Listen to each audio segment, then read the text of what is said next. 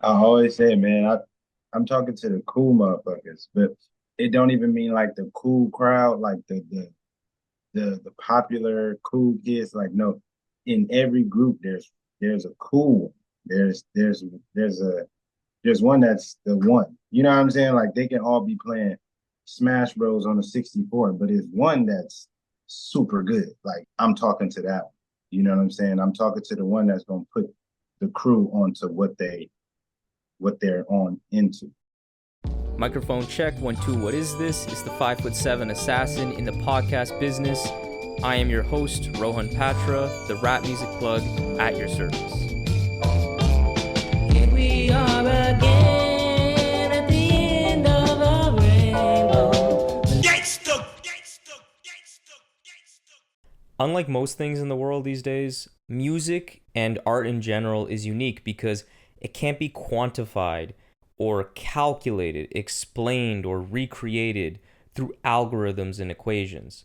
Sure, through the rise of AI, you can create technically accurate facsimiles of music, but that intrinsic it factor that turns music from simply being aesthetically pleasing to special cannot be replicated by robots and is often even impossible to just put into words. With today's guest, though, Seafood Sam, a word does in fact come to mind when we are attempting to describe that it factor that makes this Long Beach MC's music connect so strongly, and that word is cool. Because blended into his sharp songwriting, smooth and confident raps, there's an element of cool and calm confidence that invites you into the music of Seafood Sam, which made his latest album, Standing on Giant Shoulders, one of the absolute best records of 2024. And so in today's episode, we try to uncover how Sam makes his music so damn charming and dig into the makings of the beautifully collaborative new record, Standing on Giant Shoulders. The Rap Music Plug podcast presented by QLC TV is the remedy to the I don't have anything good to listen to problem. Through in-depth artist interviews, album reviews, and general rap commentary on the best that the underground rap scene has to offer, this is your one-stop shop to knowing what to add to your queue, play next, or pop into your record player. Welcome to the show. Seafood Sam, how you doing today? What's up, man? Everything's good. Just trying to stay cool. How about yourself? Likewise, man. I'm a big fan, as I was telling you earlier, and you're certainly one of my most like favorite discoveries of the year. I I think it was maybe a friend of the Patreon, like a friend in my Patreon, who's a really great writer, Dash. I think he did a like a Bandcamp write up or an Hip Hop DX, I can't remember, of the record, and he's like, "Yo, this album's amazing." And it was pretty immediate. I was like, "Oh, his description sounds like the type of shit I'm into," and like, wow, I just find it so refreshing. So really appreciate you coming on. Thank you, man. Shout out to Dash too.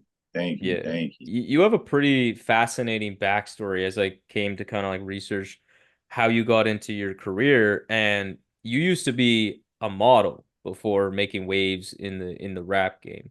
Yeah. That was like okay. It's kind of weird. It's like I used to make music, but I was more so like the guy behind the scenes. So Okay. like my mom's let me use she bought like the MacBook, the desktop ones. So she let me put it in my closet in my room. And then I got people all coming to the Hmm. house. I'm recording them. I'm putting their albums together and stuff like that. So I was into music, but I wasn't really putting nothing out. And then I had took a trip overseas, and when I was over there, a lot of people was like, "What you do?" And I was like, "I make music," but I didn't Oh, have nothing to show, you know. And okay. then yeah, so then when I came back, I dropped something. I dropped like my first project, and then after that, I had ended up getting a modeling gig. That was I started trying to model and do stuff while the music kind of take off, and then it's like in the midst of So music was first, but I just started modeling in Hmm. between, like just started Okay. doing stuff. Yeah. And actually that Paris me walking, that was literally like some luck of the Irish type, you know what I'm saying? Like type things like I uh I was in a crowd and they picked me out the crowd. I was What? Yeah, I was just there and I'm watching. Why I'm did watching they even people. like pick did they like lack a person? Like did someone like cancel on them or something? I don't know, and it's so crazy too, because shout out to my manager, Barrington. He was like, he was like, when he told me to come out there, he was like, man, just come and like something could just crack off, man. You could probably end up, you know, like something can happen, man. You know, they just like different looks and styles and all this type of stuff. So when he was pitching for me to, to come out there and stuff. So when I went, we were initially just showroom models for a brand. So we were just Mm. only supposed to be in the room whenever they need an outfit. We put it on, show them how it looks on a live model, and that was it. And then they were throwing a runway show somewhere not too far from where we was, and we just went to check it out. And then we in the crowd, and then a lady come out with a clipboard and a headphone and was like, "Excuse me, would you like to walk in the show?" And I'm just thinking like, "What? Yeah, like of course." And then I went in the back, and then I seen all the models and stuff. I'm like, "Oh snap, this is real!" And then I did the walk. That was it. That's But it wasn't crazy. like I was set up to go walk. Like I just went out there and end up walking. So I mean, that's not a small show. Like that's Paris yeah, Fashion Week. That's like I'm not yeah, into modeling, but I know that one, you know? So yeah, that yeah. that's crazy. And yeah, so like what was the impetus or the spark that kind of made you really click into gear that okay, like rap and music, this really feels like something possible for me because you were starting with music, you were doing something, but you were also trying to model as well. What was the kind of turning point, I guess, for that? Yeah, it was like, well, it's like it's weird to say because it kind of all like steps led into it. You know what I'm saying? Because like if you go way back, and it wasn't even he was a friend of my sister's, but a kid from the city passed away, and I recorded a song for him. I recorded a song for him because it was like um, I think the funeral was doing like a Tuesday or something like that. So a lot of people couldn't go because they had to go to school. You know what I'm saying? Mm. Unless you were like in close to them and all that stuff. So I remember my sister being real hurt and all that stuff. So I was just like, dang.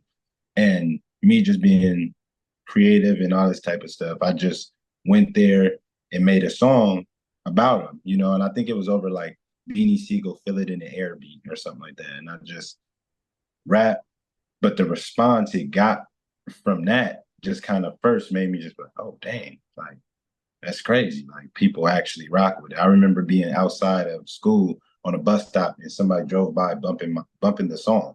And I'm like, That must be a yo, surreal like, feeling, man. I'm trying to tell them like, that's me, but I'm just like, okay, whatever. But that was one. And then also too, it got like around the time Cover Coupe and Cushion OJ drop from Wiz and Currency.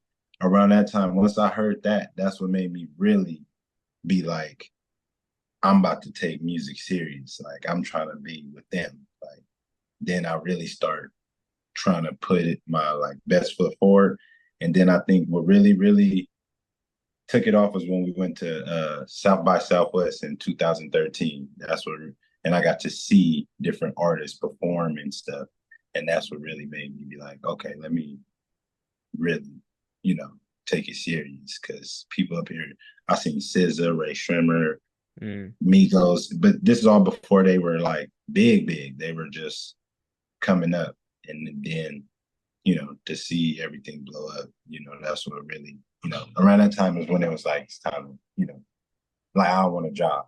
I want to do this. Yeah, that was a really special time in hip hop. Like that was that classic blog era. I feel like I have to imagine as an artist, it felt like, oh, there's an entirely new world of a new path that felt kind of completely non-existent. You had to get signed. Like that was It pretty was much it. it was Radio, crazy. yeah. It was crazy. We was bumping in there to everybody. And it was people we didn't know, but the homies would tell us like, I'd be like, dang, why people, because they have a following, and I'm like, yo, who is that? And they'd be like, oh, that's the Migos. They coming up, they hot right now, like, ooh, and I'm just like, okay, cool. So, and then turn around, the Migos be the Migos. It's like, wow, or like, I remember I was walking with the homie, and Post Malone was walking towards us, and he was like, Post, I rock with that Right Iverson, man, and shook his hand and stuff. He was like, oh, thank you, man. He was like, I got a show over here. You guys should come check it out. Da, da, da. And I'm like, who is this dude? Like, you know what I'm saying? And right, and I was, and but just me, just right there, I'm like, yeah, yeah, like shook his hand. But once we walked away, I asked my brother, like, who is that? He's like, oh, this dude named Post Malone. His shit actually tight. Like he go hard. Like da da da. I'm like, okay. And then turn around and Post Malone is Post Malone. So it's Mm, just, it was like that was like you said, that was the moment that it was like, oh dang, it's time to really go. Because right when we got back home, I started looking up all these people and stuff and seeing that they had real traction and start seeing the bubble and how how it was forming and all this stuff. I seen yeah. SZA in the crowd and Schoolboy performing, but SZA just in the cut, like dang, it wasn't even her turn yet. Like she was just posted, and it was at like this SoundCloud house. It was just like a crazy cool era, like you said. Mm-hmm. It was just a time to really make me really start taking it serious. And when you some of the rappers you mentioned there I find pretty notable. Like you mentioned Currency, you mentioned Wiz. Um, I think as I was telling you as I was telling you before we hit record here, that out of all the artists, rappers that I played for my girl, you've always come up as like one of the favorite things I've played for her. And you told me that this is not an uncommon thing you've heard, and I totally understand it because there's this I find it fascinating because there's a certain level of kind of like inviting accessibility, this smoothness that I think attracts a lot of people to your music. And it in the context of pursuing your career and the mainstream music world, I feel like your music has all of the elements of what you would consider like successful popular music, like sung hooks, catchy songwriting, a certain swagger, a charisma, like an image, like you were a model. Like, I mean, yeah. Uh, Yeah. but so I find the lane you occupy is unique because it's still done though in a different way because it's non-synthetic. It's quite warm. The sound, there's a lot of live instrumentation, particularly on the new album. It's kind of an outlier in a way as well from like the very uh overly synthetic and kind of dark sound that seems to be dominating. Like how Yeah. would you describe the kind of listener or the environment that your music is typically kind of like built for? I always say, man, I'm talking to the cool motherfuckers, but it's, I don't mean to curse, but not even like that, but like it don't even mean like the cool crowd, like the popular cool kids. Like no, in every group there's a cool one. There's a there's one that's the one. You know what I'm saying? Like they can all be playing Smash Bros on a 64, but it's one that's super good. Like he's the coolest. He's the type. He better than all of them. But they all play. Even building robots or on a cheerleading squad or whatever group it is. There's always usually a cool one, and I feel like I'm talking to that one. You know what I'm saying? I'm talking to the one that's gonna put the crew onto what they're on into. You know what I'm saying? Whether it's girls, guys, whatever. It don't matter. The group. And yeah, so I think that's just, that's I don't know if that's just something that stemmed from my household being raised under so much different music that it makes me just find this kind of middle ground to balance with or something. Like I don't know, because I had my sister who was right next to me and shared a room with her, and she loved Bring It On and Disney Channel and Sierra and all that stuff. But then I got my brother who's kind of nerdy, and I tell his story all the time. He not even nerdy; he was just book smart. He was just real book smart. But he's into Nelly Furtado, Maroon Five, John Mm. Mayer, and then I got my other brother who gang banging. He's into East Siders, West Side Connection, all them. Then I got my dad playing, you know, all the oldies that he played, MC Breed and Nate Dogg and all them. And then I got my mama playing Gregory Isaacs and, church music and different. So it's like all this, I'm just funneling in. And so when I make my music, it's kind of like I want to tap all those sources. And so probably that's why it cast a huge net, you know what I'm saying? And different type of people are able to feel so comfortable and cool. I think, but Yeah, I don't know. It could be a shorter reason to that, you know. no, I mean, I think you're touching on something actually real, like, because when you're saying cool, I like how you described it, because not just like cool in terms of popular, it's cool in terms of cool, like what it actually Yeah, means. And I feel like that, like, Smash Bros. Guy, there's always something attractive, and I mean this in like not in the physical way, but like attractive in the psychological way of someone who's just really passionate about something, knows a lot about it. That's exactly. cool. Like that's cool. Like the Smash Bros Cool. guy that knows all the little tricks and the You cheat know, codes. That's cool. For someone who like is really nerding out on like music, that's cool. Football yeah, geek, like that's cool to some people, and yeah, it's all about authenticity. And I feel like your music like just kind of speaks to that. yeah. That's all I'm aiming for. Just because I got a homie too. Shout out my homie Briss. But me and him, we always talk about like in the early stages, he would just always be like, "We gotta know who we talking to." Like before you even start this music stuff, it's like, who are you talking to? Like, can't if you say everybody, like, okay, yeah, but that's we are the world. That's Yeah, something like that's that. cookie cutter. You Yeah. gotta speak to everybody. You gotta, you know what I'm saying? But other than that, it's like, who are you talking to? You want to talk to West Coast and fully submerged and going. That's like West Side Connection. They fully was submerged in West Coast. This is what we own. You know what I'm saying? So it's like just just who you talking to. That's at the end of the day. That's the whole. Yeah, and I find really fascinating, outside of the sharp lyricism, the songwriting, the production, there's something pretty intrinsically special I find about your style. It's hard to quantify, and I don't really know a better way of saying it other than it's just that cool factor, that thing you can't fake. And I really like the write-up for your record because the latest album because it talks about that where it says like you're a gentleman and a scholar, a rebirth of cool from someone secure in their own skin. And I really liked that because I felt like it really encompassed something that is hard to really explain when you're trying to tell people to go check out the album. So like what in your opinion, like what does being cool or feeling cool in music actually like look like or sound like? It's kind of go back to what you said, where it's like it's kind of like a feeling. Like you know what I'm saying? Like it's like that the dude that play those video games. That's just what he's into. He just fully submerged, and like you said, it just like that's what that looked like. It looked like that. Even though his shirt may be drunk and he don't but you get on him, you hop on that game with him, he gonna show you like that's the cool. That's it right there. It's kind of hard to explain. You know what I'm saying? Like Miles Davis showed he that's the birth of cool. So he Hmm. showed you right there, just pulling up. What's up?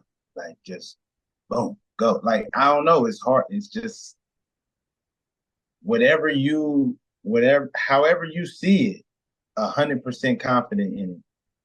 That's when it becomes cool. When you 100% like this is me. You know what I'm saying? Like with my album, I literally was telling people I can play this for Quincy Jones and feel good, like feel excited about him listening to it. Like that's crazy to say that name and be like, you not nervous? Like, no, I'm 100% confident that he will at least give me a head nod on this album. At least be like, okay. He ain't gotta say he love it or none of that. I just know for sure he gonna be like, all right, young fella. I just because I'm not confident in it. And then right there to some maybe like, damn, he cool as shit. Yeah, He cool. exactly. He cool so cool. But it's just I'm just confident. Just like boxing. They be like, I'm about to beat him. I'm gonna knock him out in the 7th round. Why? And then knock him out in the 7th round. It's like, yo, that's so crazy. He was just confident. He was full confident in what he was gonna do. 100% confident. And then executed. And that was it. You know what I'm saying? So that's it. With this album, I wanted to go more instrumental, wanted to go more, you know what I'm saying? I got ballads on there. I wanted to just make what I wanted to make. And I'm 100% confident in it. That's what cool is. That's what it looked like. Yeah, 100% confident. and I find fascinating too about the the clash in your music between the new and the old, the timeless and like the modern. That's something that you play with a lot, even in like the way you present yourself as an artist, and then obviously the latest album here, Standing on Giant Shoulders.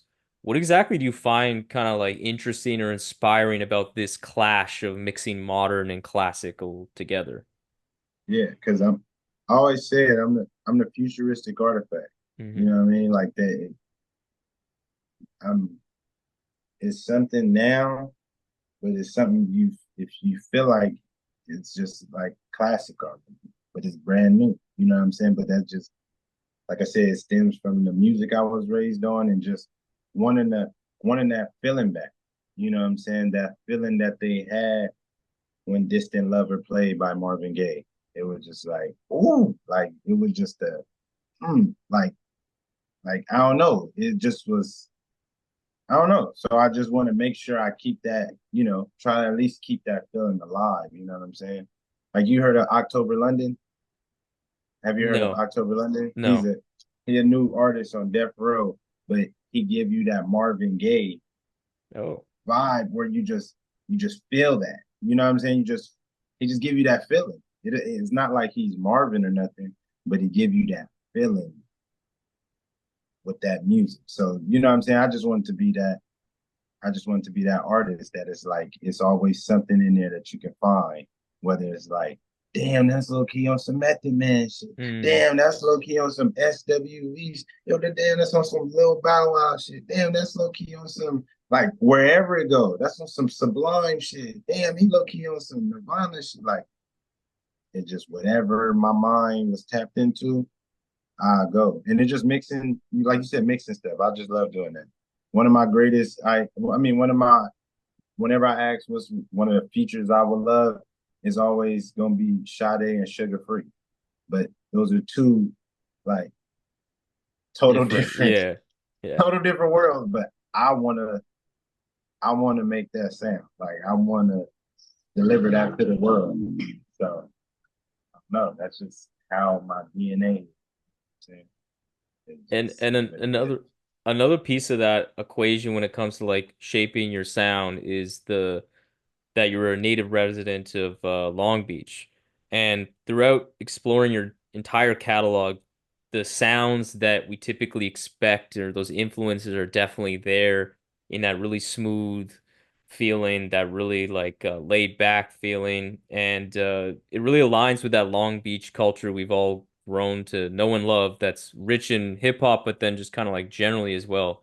How do you feel your music embodies that Long Beach ethos or is indebted to it in any way? Yeah, it's just adding to the cool, man. That's it. Just adding to the pot. Like, uh, I always say, look, being from Long Beach,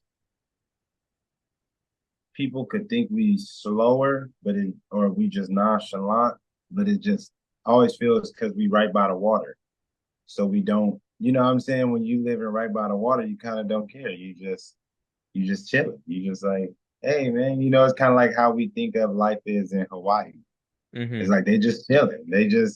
Why is that? Because it's like the water right there. It's just paradise all the time. So when you live right by the water, it's kind of just like, we good. We chilling. Like, you know what I'm saying? It's not really I don't know. It's kind of like, this is what it is, and this is what I'm giving you, and that's it. Like, you know what I'm saying? If you don't like it, I can go home. Cool. I'm cool with going home. You know what I'm saying? So it's a different type of I don't know. It's weird. It's kind of hard to explain. You know what I'm saying? Because some people could say we don't look as hungry, but we are hungry. But it's just how it looks. It just because we so calm. Like Yeah, there's it's a so cool. there's an artist from the Bay, Nappy Nina, that I had on the show like a couple years ago, I think at this point, and Mhm. she was saying how she was saying like from where she's from, they're always at a six. I think that's how she put it. Like they're always at a six. You don't really see a person from the Bay like past a six. You're just always in that Mhm. even keel, calm. Yeah, Like even when you could be like passionate about something, it still, it's as you said, it just looks different to other yeah, people. exactly, exactly. You see, like us, I would say we always at like probably like a 3 or 4, but it can go to a 10 quick. Like it can go to 10 within like, dang, you skipped a couple numbers, but it can just go there. You know what I'm saying? But on the average, everybody is just like, I ain't chilling. I ain't tripping on. I'm chilling. Yeah. You know what I'm saying? It's just all good. But then if it really presents itself, then it'll go to that level. So I think, like I said, with my music, it just it's just another factor of that, of that. I'm cool. And I ain't tripping on nothing. So that's why it's like with the sounds that people that may be in or something, I'm like, I ain't tripping on that. I'm gonna do my own thing. So Hmm. that's where that comes from. It's like, man, but if you do this, you'll really get on. If you rap over you're gonna go crazy. I'm like, I ain't tripping. Yeah, so getting into your new album now, like right off the bat, the sound is a departure for you. It's built on that backbone of live instrumentation, collaborating with Tom Kendall and the Solar System Band. From what I understand, a band that consists of all the various instruments people have heard on the record, guitar, harps, drums, flutes. It's certainly one of the defining traits of the record that makes it stand out to me. And so talk to me first about just like what inspired that direction, that musical vision to create this very rich and lush, baroque, sometimes even sound on this album. Yeah. But really I want to say probably many things, but one of them for sure was just like trying to at the time it was like I want to create an album that's on this type of level, even though I'm just coming into the game. Like, you know what I'm saying? Because it's like usually people will work with a full band and do the live instruments and all that. They usually do that when they already up. Like, you know what I'm saying? Like Hmm. Keith did the orchestra to one of his songs, and it was like, damn, that's crazy. But it's like he did that after he was already big time. It's like usually something people wait to get to do. So I was just like, I'm trying to do that off the first rip, you know what I'm saying? And then another element to it was I was working on an EP or like a little tape, backward skate only. And I linked up with Tom and when I linked up with him, I was just like, man, I want something for the skating ring. And for the few tracks that he produced it so well and like gave me exactly what I asked for. Like it was just like I wanted to sound like this, and then boom. On that project, the ones that sound mostly like a disco skating rink song, that was Tom. Like Mm. he fully went there. Everything else I kind of shifted around the skating rink, but he made it feel like you were in a skating rink. So with that, my manager Barrington was like, "Man, y'all working together sounds crazy. Like he cold, like you know what I'm saying." And it was just like the chemistry was there. So that's when in my, the idea popped up of let's do a. I want to do a full project with the full band and like learn more about how the instrument side go and what it takes and you know what I'm saying how bridges is built and all this stuff. So I wanted to learn more on that because giving me a beat rapping to it, that's what I came up on. You know Hmm. what I'm saying? Like that's the in my mind the currency whiz way. Like send me the beats, all right, and just go.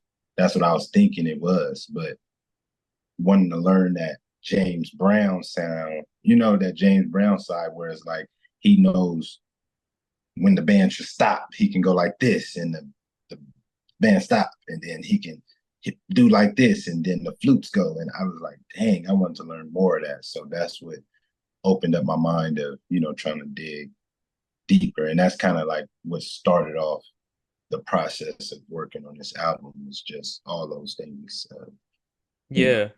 those three things just kind of led up into it. I really have to say like what's with rap, I find live instrumentations can be pretty hit and miss sometimes.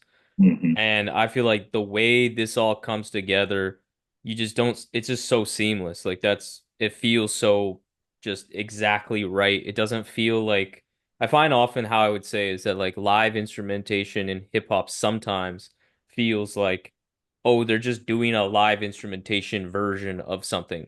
And Exactly. I just don't even like, I never, that thought doesn't come to my mind. It's like, oh, that could have been like a programmed drum here. I'm like, no, it sounds exactly how it should. And like, like this is definitely one of the best executed like things I've heard in this vein in so Thank, long.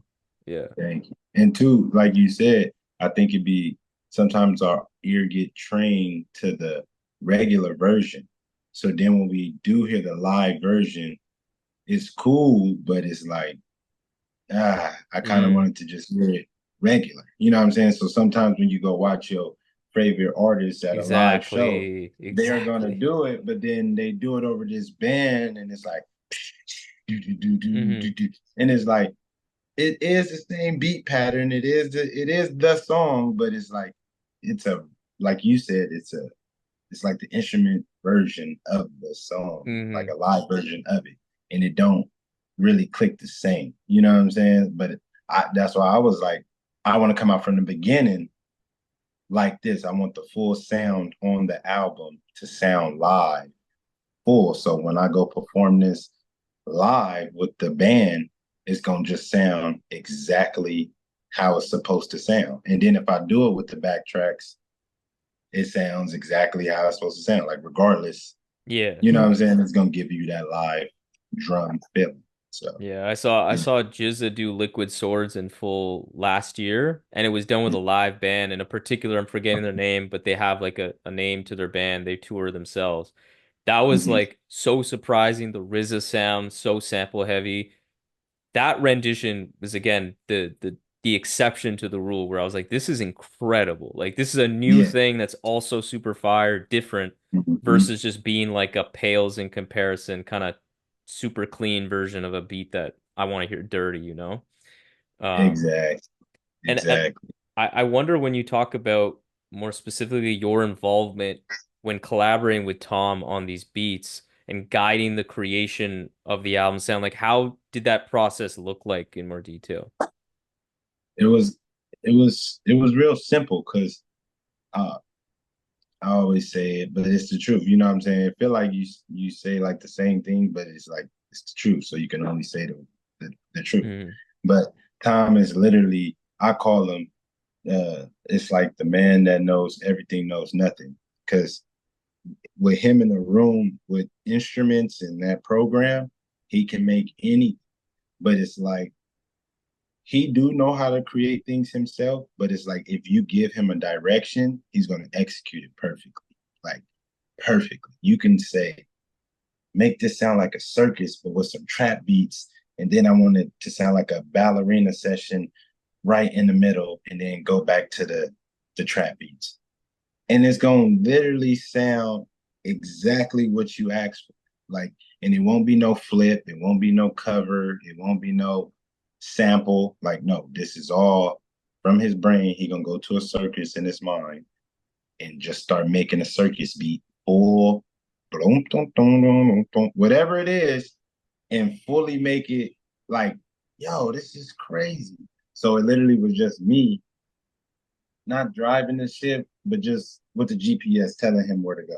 And he just like, okay, I know how to get there. You know what I'm saying? But me just telling him where to go. Not even in directions. Me just telling him I want to go here. And then him getting there. And then at some points I'm like, I like them hi-hats, but could you take it out and maybe just instead of it being consistent, could you just do like two? And he'd be like, I like that. And then it'll come out and it will have the few shakers in it, and I'll be like, that's perfect. That's exactly what I was looking for. So it's literally like a duo that just clashed perfectly. You know what I'm saying? Anything I ask for, he can do. And then also too, at moments, he would just be like, hey, while you was going, I made this. And then I'll just come back and be like, this is crazy. Can you make the intro a little bit longer? Because I want it to be like this. And, cut this part in half. And he'll be like, and it's done. It really was no like hard way to know. Whatever I thought of, I tell him, and it's just coming out like as if it's like literally like a machine. yeah, it's Like, literally, I was thinking it's like he's kind of like yeah, his own software. You're just like, do the circus beat, and then he just does it. That's crazy. he'll just do a circus beat and they'll be like, yo, what did you do? And it's like he probably could go listen to some circus music or something. He'll probably go listen to like two or three of them and just find. He always tap his knee or tap the desk, find a little, and he'll be like, all right. And then he'll just do his own, and it'll be full fledged. His own beat sound like it should be an actual circus song. And it's like, yo, dude, you're insane. And then from there, it just started, you know. And how we do it too is we do I don't like to name the songs and stuff, so you get lost like that. So we just did like the objective of the album was grown. I wanted a grown feeling. So we just did it like grown A, grown B, grown C, grown D, all the way through Z.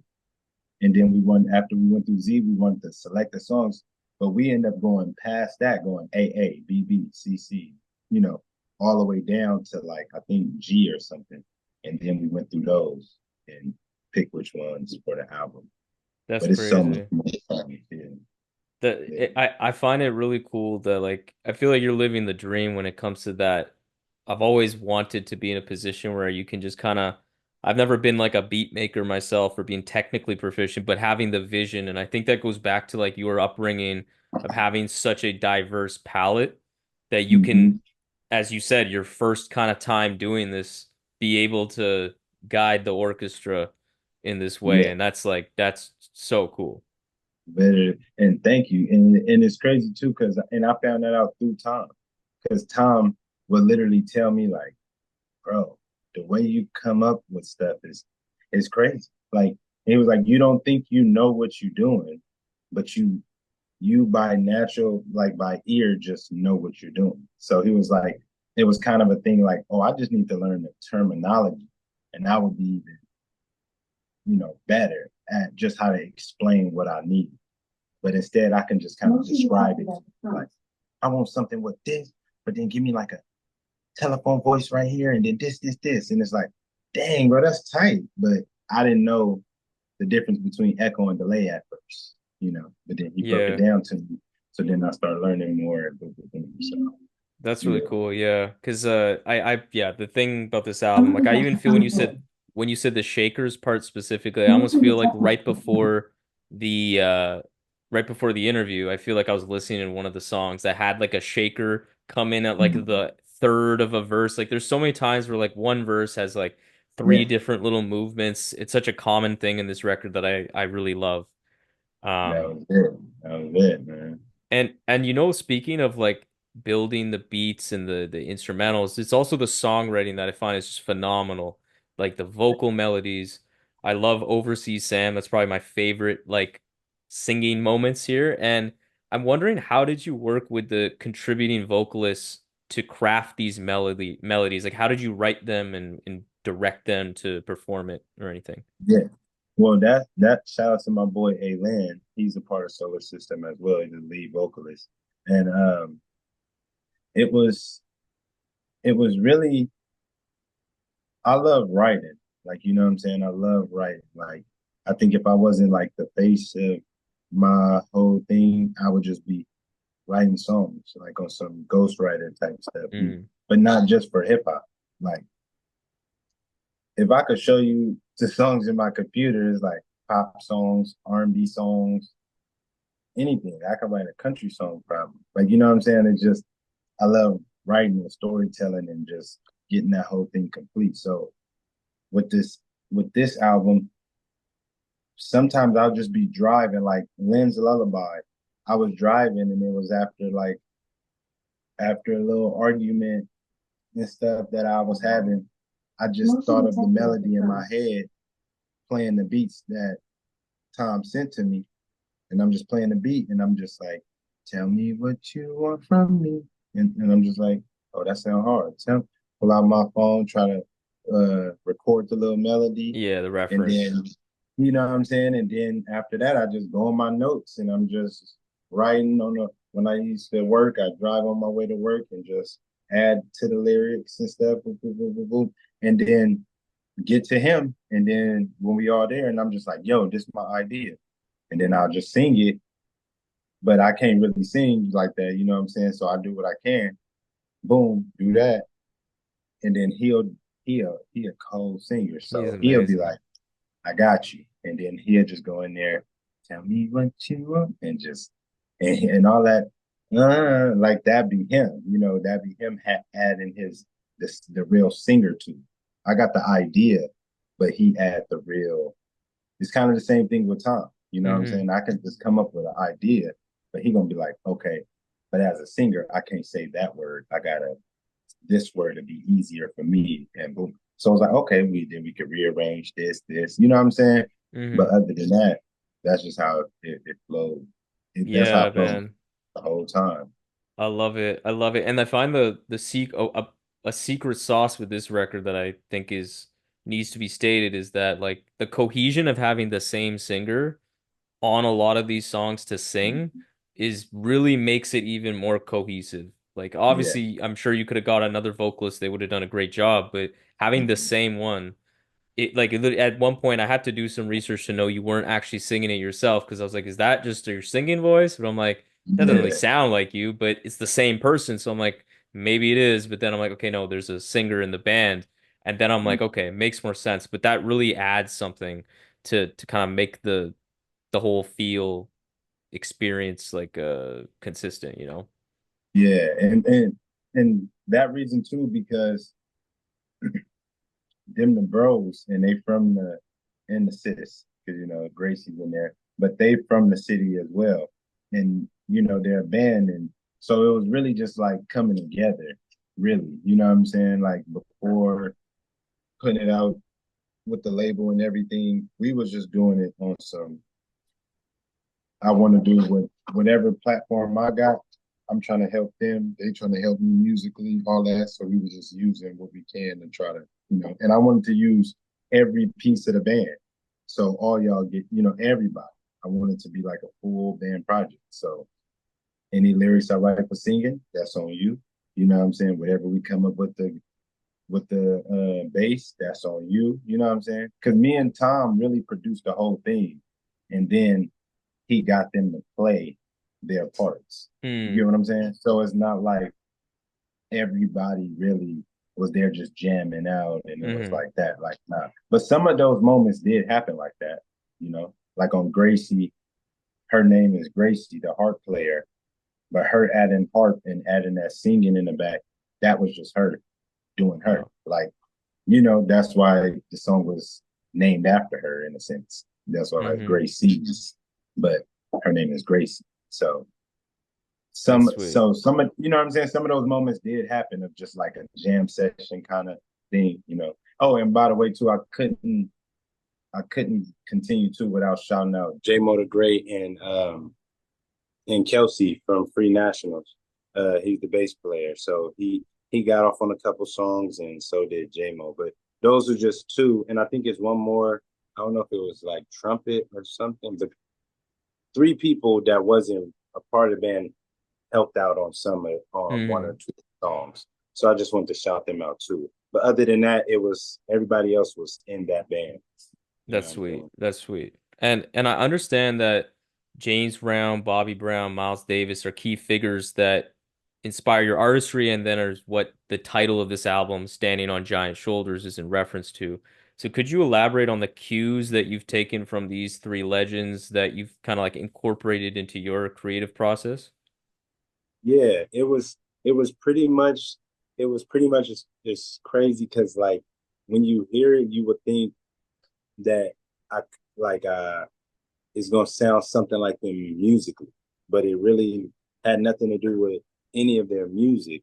It was all about their like persona. You know what I'm saying? Kind of like their even if it wasn't a persona or like their ego or their bravado, their I don't know what's the right word to put on it, but it's just like when it was their time, it was like it's mine. It's my stage. You know what I'm saying? From each of them, from Miles Davis, I heard a story. I always say I heard a story. He when he was scoring for a film, it was like a French film or something like that.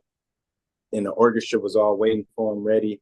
But when he showed up, he just grabbed his trumpet, watched the movie, and just started going. He didn't even tell the people what to play. It was just like, you better follow along. Like, let's go. And I'm only doing this once and I'm out of here. And it's just like, oh, snap, you better do what you do. Let's go. You know, James Brown, he I would hear stories of he'll be on stage performing.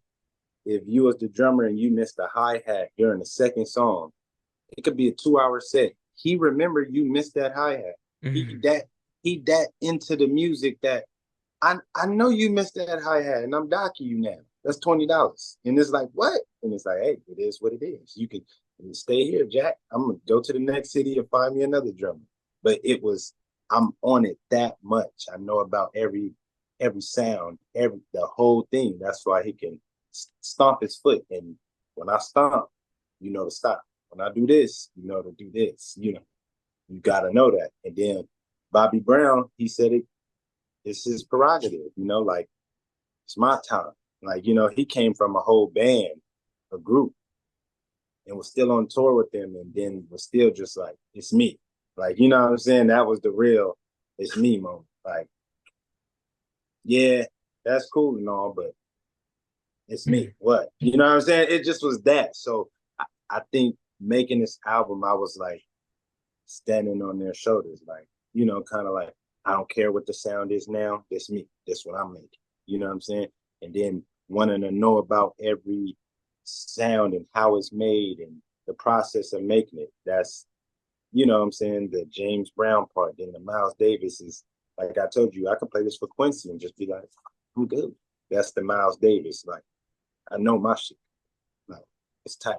You know what I'm saying? Just that, I don't know. It just, I was more so focused on that from them than their music. It had nothing Right. to do with And I their mean, sound. even on their music, that meticulous, hands-on, Mm-hmm. visionary vibe is something I hear a lot. And I mean, I especially find this fascinating with this record because like one of the things I've loved about rapper producer, I mean like producers who also rap in their beats and their rhymes like on a like from a Big Crit or a Kanye or anybody Mm-hmm. else.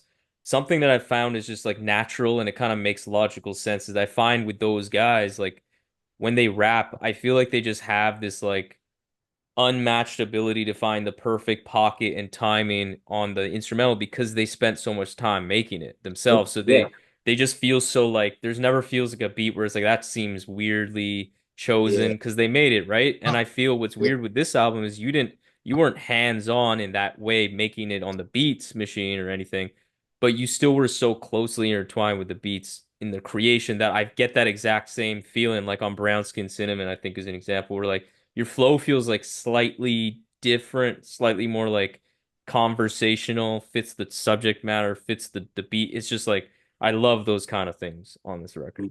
yeah. And it's literally just like, bro, it's crazy you say that. It's just like it's kind of like the connection people say brothers and sisters have, or brothers and brothers, sisters and sisters. Yeah. But then the twins is like we think that connection is a little more deeper than just a brother and a brother, or so, Hmm. you know what I'm saying? So I think that's what you're explaining when you say when you make the beat or you was there helping hands on with the beat, it just makes that when you rap, it just makes that relationship even stronger. It just Yeah. makes it more effortless, more easy to marinate in. You know what I'm saying? While me and him sitting over here talking about when this drop coming, I'm not even realizing I'm mentally preparing for when I write. I know what I'm Yeah. gonna say in that pocket for when it drops. You know what I'm saying? You don't know it, it just happens like that. Opposed from when I just used to get beats and just do my thing and put it out, which is Yeah, I cool too. know. 100%. And you mentioned that this record you initially before you titled any of the songs, you called it you just want it to be grown. Like with this record, I feel like there's definitely this journey, both in like the lyrics that are very diverse in the content, but also even just like the musical way it kind of plays out. It feels very theatrical, like motion picture, a lot of different interludes, movements. What was the kind of story or picture you wanted to paint for people or leave people with this album? It really was when I was telling Tom when we was like in the earlier stages, I was really telling him and Barrington, I was just like, I want to make something that all grown, like whatever grown folk activities do, they can play something off of this. You know what I'm saying? So it was like It's something for the cigar lounge in there. It's something for the golf course in there. It's something for, you know what I'm saying? Watching your kids just barbecuing. It's something, you know what I'm saying? Like anything that grown people do. I really wasn't aiming for a lit party where everybody's jumping off the speakers. I wasn't aiming for that. I wasn't, I was going for coolness. You know, I actually performed out here in Long Beach on Juneteenth, and it was a lot of older folks, but they all sitting in their lawn chairs, just chilling with their drinks, had a little shit. And I was like, this is really what this album is for. Like, Mm-hmm. this is perfect. I didn't even feel nervous that like it wasn't my usual demo because I was like, I know this album is what they it's the perfect pocket for them. So I know that after that show, a lot of them were like, "Oh, that young man was nice." You know what I'm saying? Because That it's young like man. that young man nice. You know, because literally it's that pocket. You know what I'm saying? So that's literally it. Yeah. Yeah, I love that. I love that. And so like looking past this record now, is there any upcoming music, tour dates, or merch or anything that fans should be aware of and excited about? Yeah. Well, I'm still working on. I'm working on new music, of course. You know what I'm saying? I got a lot. Like I told you, I had more than enough off this album that's just sitting in a cut that we didn't continue to work on because we select the ones we want, you know. So it's like I'm sitting on a lot of music and constantly every day I'm writing. I'm never not writing. So a lot of music is coming up, you know what I'm saying? I'm just picking which direction I want to go next with this next album. But so far, all everything I've been creating has been crazy. But it's just like as far as packaging, you know what I'm saying, which way I want to go with it. Are you That's try all. are you trying to stay in this kind of live instrumentation world, or do you want to do something No, different? no. I may sample. I may start going samples next. I may go into heavy bass. You know what I'm saying? I might go into like it's literally whatever, whatever. You know what I'm saying? Whatever. I don't know. Like once I feel like I made enough music, then I start kind of selecting where I want to go, and then if it's not really cohesive, then I start working on making that be a full thing. Hmm. You know, so it's just different processes and going to a different direction. So Yeah, I'm excited for that, man. I just have to say, as we wrap this up, like I just think you got that special thing, whatever that is, that cool, whatever words you want to say, it's real. Like it's actually very good choice of feature when you got Pink Sifu on this because I felt very similar. I feel very similar about him in that you guys just have that thing where you can be very flexible and make a lot of different kinds of music, but it never feels like I think I actually remember saying this directly to Pink Sifu actually when he was on the show, but like I was like, whenever he does this and whenever I've heard you and your music in the catalog where you're not on these kinds of beats, for example, it doesn't feel like you're doing like a you're changing and switching up your style. It just feels like you're doing a different kind of music, but it's still like Seafood Sam. It's yeah, not yeah, like Seafood Sam just doing something that's not authentic to him. It yeah, feels like given your palette, like you're just, you could do anything, and I'm just yeah. really excited to hear what you got coming up next, and I appreciate the time today. Thank you. Yeah, and the last thing is crazy you say that because I look at it a lot like acting in a sense because it's like you have some actors that they embody the roles more, and it's like you don't even know that person who that person was, and it's like, yo, you know that was Heath Ledger as the Joker, and it's like, oh snap, what or something like that, you know what I'm saying? But then you got some people where like Denzel Washington, it's always Denzel Hmm. as whatever, but it's never you didn't know that was Denzel. It's just Denzel the bad guy, Denzel the pilot, Denzel the dad saving his son. It's just Denzel. You know what I'm saying? So it's kind of like, and he's a like an idol of mine too. So it's probably from that, you know what I'm saying, of just making sure it's always me, or like just like Uncle Snoop. You know what I'm saying? Anywhere Snoop go, it's Snoop. It don't matter if he on a song with Katy Perry or the Dog Pound or sugar free, whoever, you gonna know, oh, there goes Snoop. Snoop gonna give you Snoop no matter what. So that's something that's embedded. You know what I mean? So I'm gonna always do that for sure, for sure. You That's know what I'm perfectly said. saying? But thank you. I appreciate you, man, for real. I appreciate it. Thank you. And yeah, if you ever make it out to Toronto, holler. I'd love to Oh have you. yeah, no, most definitely, most definitely, most definitely will. And thank you, man, again. Yeah. All right, man. Yeah. Have a good rest of the day. All right, Peace. man. Peace. Have a good one. Yeah. So there we have it, another episode of the Rap Music Plug podcast presented by QLC TV. I hope this episode gave you some new perspectives and insights into what the greatest art form known to man in hip-hop music has to offer. If you want to support the show in the most meaningful way possible, it would be my absolute honor to have you as a patron in the new Rap Music Plug podcast Patreon. Through this Patreon, you will be getting exclusive content such as bonus episodes, exclusive album recommendations, exclusive playlists, early access to episodes, and more. And above all, though, you will be able to support the show directly in a way that will not only justify the crazy amount of time I spend on this show already, but allow me to cover some of the expenses related to supporting all of these great artists that we cover on the show through the website, and will allow us to sustain and build on this amazing growth that the RMPP has experienced recently.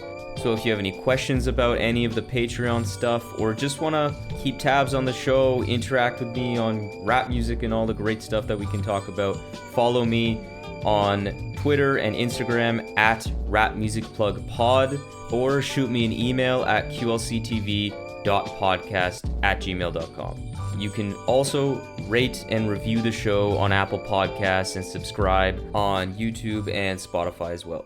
But that's enough self-promotion for this episode. I hope you enjoyed it. Peace.